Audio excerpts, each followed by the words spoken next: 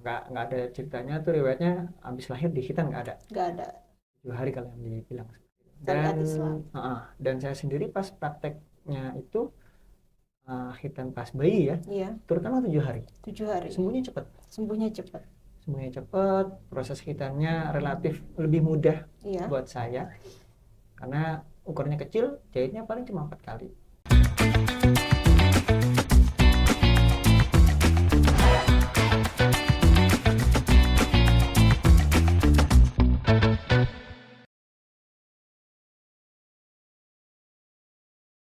Halo Tribuners, kembali lagi bersama saya Septiana Cahyani dalam podcast Cakap Sana dan Cakap Sini. Dan pada episode kali ini kita akan membahas tentang pentingnya khitan bagi kesehatan dan kesuburan pria bersama narasumber Dr. Reza Hakim. Beliau merupakan seorang dokter umum di RSI Unisma Malang. Selamat pagi, dokter. Pagi, Mbak. Iya, sehat ya, dok ya? Alhamdulillah, Iya. sehat. Iya, mungkin bisa disapa dulu Tribuners yang ada di rumah, dokter. Halo teman-teman Tribuners, saya Dr. Reza dari RSI Unisma. Untuk kali ini kita akan membahas tentang khitan.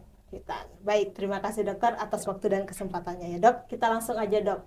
Kan ini kita membahas tentang pentingnya khitan bagi kesehatan dan kesuburan pria. Dan bisa dijelaskan sedikit nggak, dok, penjelasan dari khitan atau sunat itu sendiri?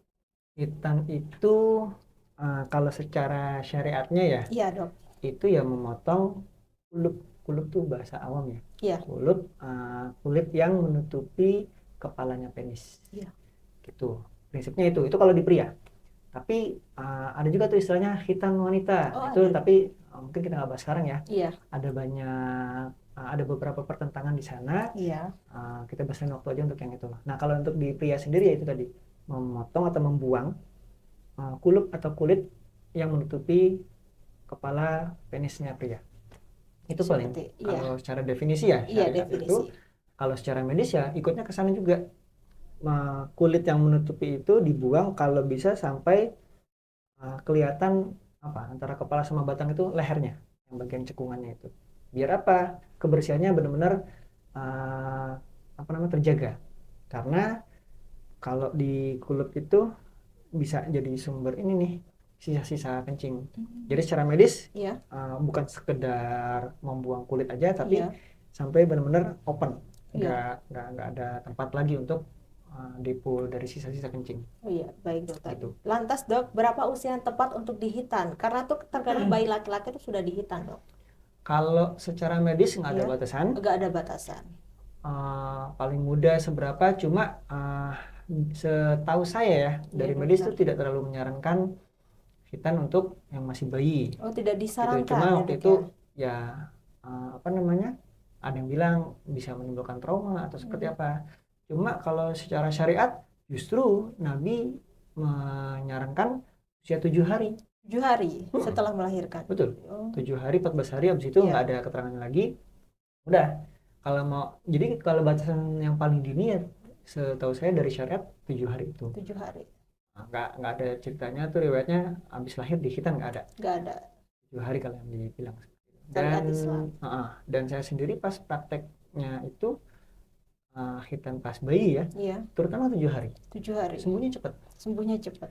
Semuanya cepat, proses khitannya relatif lebih mudah buat saya karena ukurannya kecil, jahitnya paling cuma 4 kali.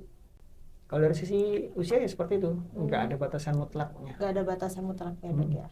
Iya, dok. Terus manfaat khitan bagi kesehatan pria itu apa, dok?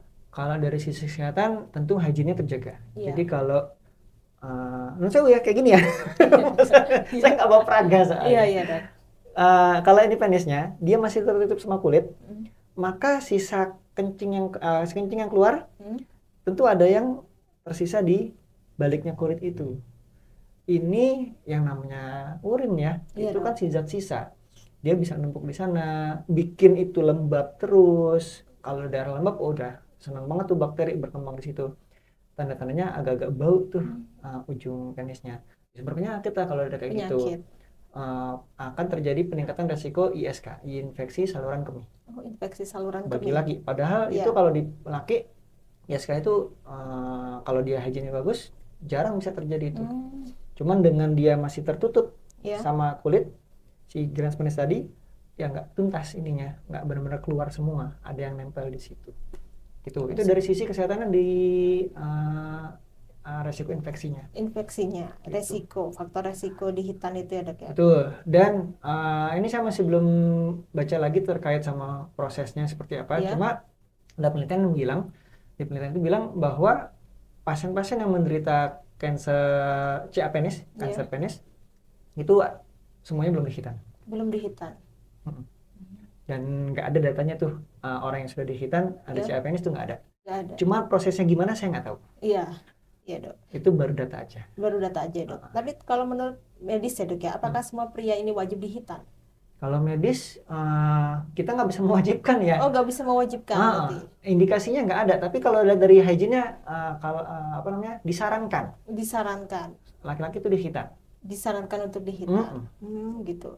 Kalau misalkan penis pria tidak dihitan tuh faktornya apa dok? Apa mempengaruhi kesuburan? Kalau dari sisi kesuburan belum ada datanya ke arah sana, karena itu kan posisi kesuburan itu ada di dalam ya, di testisnya, agak jauh tuh jalannya kalau dari penis ke sana. Gitu mempengaruhi kesuburan, saya rasa enggak juga. Paling dari sisi tadi itu hygiene-nya enggak terlalu terjaga. Kalau dari sisi syariat, nah karena tadi ada sisa kencing. Tentu masih ada sisa najisnya di sana. Makanya orang yang belum khitan itu dibilang ya belum sah sholatnya. Karena masih ada sisa kencing di situ. Itu kalau dari sisi medis nggak ke arah sana, tapi dari sisi hygiene-nya aja. Hygiene-nya aja ya dok ya. Berarti nggak mempengaruhi faktor kesuburan? Kalau kesuburan enggak ya dok ya. Oke. Terus ya dok ya, resiko apabila pria itu tidak dihitan apa dok? Nggak ada. Resikonya ya nggak ada sih, bukan nggak ada, tadi itu dia relatif lebih mudah atau resiko terkena infeksi saluran kemihnya akan lebih tinggi dibanding yang sudah disunat. Kalau penisnya sudah disunat ya, dia nggak ada sisa kulitnya, siram cucut udah bersih. Kalau yang belum disunat, nah apalagi yang ujung kulupnya tuh nguncup gini, itu kepala penisnya nggak bisa keluar, itu tentu bagian dalamnya nggak bisa dibersihin. Kecuali ada beberapa orang yang saya lihat sebelum dihitan itu memang kulupnya nggak terlalu nguncup, jadi bisa ditarik. Itu masih bisa dibersihkan dengan bagus gitu. Kalau nggak dihitan pun selama dia masih bagus seperti itu itu masih bisa bersih. Cuman ya itu tadi ini udah paling perfect guys, dihitan itu sudah perfect, nggak perlu repot narik-narik atau kalau memang sudah nguncup susah, udah dipotong aja. Dok, terus ya dok ya, ini menurut medis persiapan yang harus dilakukan sebelum dihitan itu apa dok? Waduh, buat siapa nih? Buat pasiennya? Iya itu dia. Kalau buat pasiennya tergantung usianya ya. Kalau masih anak-anak ya persiapan mental tentunya. Karena kalau mentalnya nggak siap, misalnya nih ada pasiennya dipaksa, temanmu sudah sunat semua, kamu belum, sunat, nggak mau, trauma ya dok ya, jangan. Jadi maka tadi saya bilang nggak ada batasannya, batasan maksimal pun nggak ada.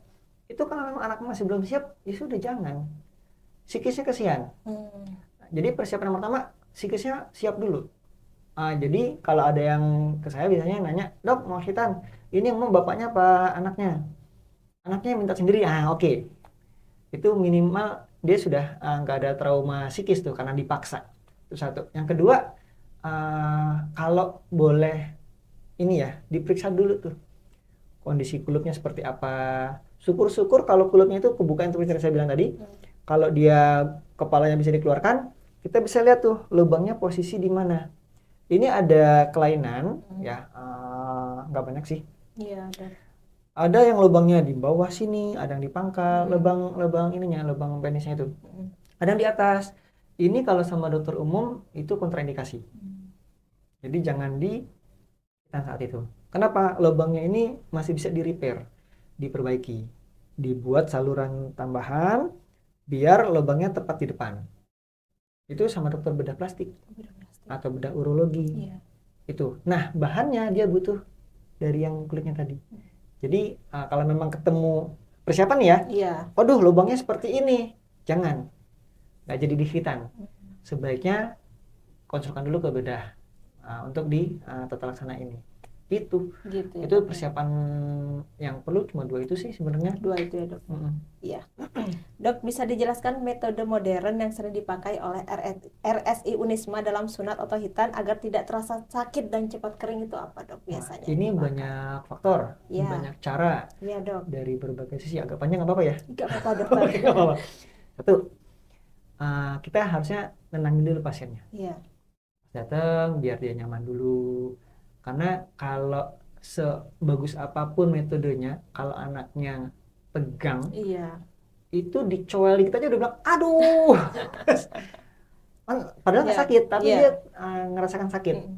Ada tuh faktor psikis seperti Ada. itu. Jadi biar anak tenang, nyaman, udah siap, baru. Iya. Nah, pas disuntiknya, dulu kita masih sering pakai yang jarum.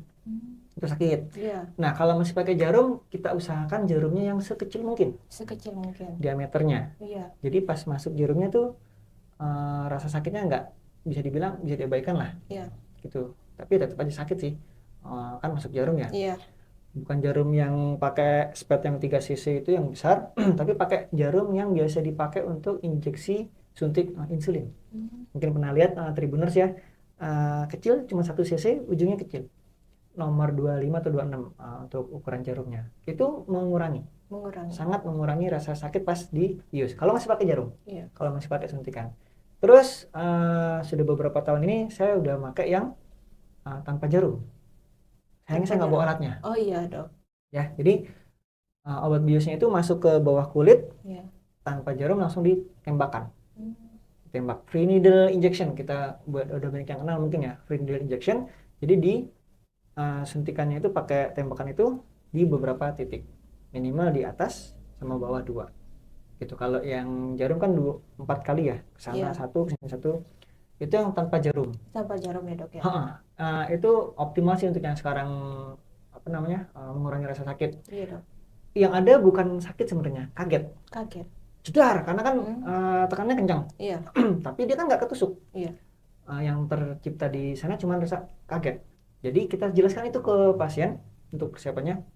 Nanti ini ditembakkan, lihat nih ya, nggak ada jarumnya, tempelin, tembak. Jadi pas ditembakin itu kayak ada rasa kaget, tahan dikit, itu dia lebih siap daripada pasien ini ada jarum ya. Iya. Jadi seperti itu. Iya. Nah, itu yang optimal sampai sekarang. Nah, ada lagi yang tapi di RSI belum sampai ke sana. Tenaganya mungkin sana, saya masih pelajarinya lagi. Iya, Dok. Dengan teknik hipnotis. Hipnotis. Di hipnotis itu jadi anaknya tidur, Iya. baru kita bius. Dia nggak sadar kalau dibius. Bahkan pas sudah bangun, loh sudah disunat. Sunat. Nah, saya lagi mengarah ke sana. Cuman setahu saya udah banyak sih di Malang yang bisa seperti itu. Hipnotis itu. Hipnohitan itu sudah mulai banyak yang marak. Iya. Seperti itu. Kalau di RSI masih sebatas itu, mengurangi rasa sakitnya. Itu dari sisi teknik pembiusannya. Iya, Dok. Terus kalau setelah di hitannya, tentu perawatan yang bagus akan Iya. mengurangi durasi penyembuhan. Iya. Biasanya 3 hari, 4 hari. Kalau dia anaknya terlalu aktif, main bola, nggak sembuh-sembuh, ya sakitnya lama. Iya. Itu jadi kita edukasi ke pasiennya, ini kita kasih anti nyeri. Anti nyeri. Pasti itu kita Iya. kasih anti nyeri. Cuman ini kan untuk mengurangi nyeri. Iya. Sebenarnya nyerinya masih ada. Begitu obatnya hilang, dia akan masih nyeri lagi. Tolong ya, kalau ini sudah minum obat ini, bukan berarti kamu udah sembuh. Jangan main-main dulu. Jadi selama 3 hari itu jangan dibuat aktivitas yang berat, biar penyembuhannya nggak lama. Nggak lama ya, Dok ya. Gitu. Kalau lama, apalagi tambah lagi infeksi. Pernah saya dapat tuh pasiennya, ternyata sama temennya diajak main di sungai. Astagfirullah. Sungai. Iya sudah. Akhirnya 7 hari baru mulai ada perbaikan. Dia apa di sungai kotor. Iya. Kan kulitnya masih kebuka. Iya, Dok. Gitu. Itu yang dari sisi untuk nyeri. Kalau dari tekniknya sendiri ada banyak sebenarnya. Banyak ya, Dok ya. Ya, kalau dijelasin durasinya banyak ya. Ya, Dok, ini kan juga kasus yang beredar tuh kan tentang sunat wanita, Dok ya. Tapi diperbolehkan nggak sih, Dok, dalam dunia medis sunat wanita ini? Enggak. Nggak ada indikasinya, Iya. nggak ada kebutuhannya di medis tuh, nggak ada ilmunya, nggak diajarin, dan ya memang nggak ada buat apa sih kalau secara medis ya. Iya. Tapi kalau secara syariat pun kebanyakan ulama bilang hukumnya bukan wajib. Kalau laki kan di syariat wajib ya? Wajib. Syariat wajib. Kalau di wanita boleh. mubah. Boleh. Hukumnya mubah dan ada banyak variasi cara. Jadi kita juga nggak tahu nih dari dokter muslim ini gimana prakteknya. Yang sana bilang begini, ada yang nunsiungge, klitorisnya itu di kulitnya digores dikit, 1-2 gitu, siset. Ada lagi yang di labianya digores gitu. Ada malah yang ekstrim nih, Mbak. Iya. Klitorisnya dibuang. Jadi kita bingung ini yang mana yang dipakai. Nah, di Indonesia sini kebanyakan yang praktisi yang sunat perempuan itu yang pertama tadi yang saya bilang digores di bagian klitorisnya. Harapannya itu dia ada beberapa saraf yang terusak di bagian klitorisnya. Karena kan tujuannya seperti itu ya. Dikatakan di syariat itu tujuannya untuk mengurangi rangsangan pada klitoris. Gitu. Cuman ini kan jadi simalakama. Pas nanti jadi agak vulgar gimana nih? Iya. Jadi kalau rangsangannya kurang kan jadi mengurangi kenikmatan juga pada si istrinya itu. Simalakamannya di situ. Seperti itu ya, Dok. Okay. Kalau yang khitan perempuan. Oke, dokter. Gak usah banyak-banyak. Nanti keluar dari topik makanya. Ya. Oke, dokter. Baik, terima kasih ya, Dok ya atas waktu dan kesempatannya sudah berbincang tentang pentingnya khitan bagi kesehatan ini ya, Dok ya. Terutama bagi pria. Ya, Dok ya. Oke, Tribuners. Sampai di sini dulu perjumpaan saya kali ini. Saya Septiana Cahyani Akasaputri dan dokter. Saya Dr. Reza, terima kasih. Ya, dan sampai jumpa kembali lagi dalam Cakap Sana Cakap Sini episode berikutnya. Dadah. Dadah.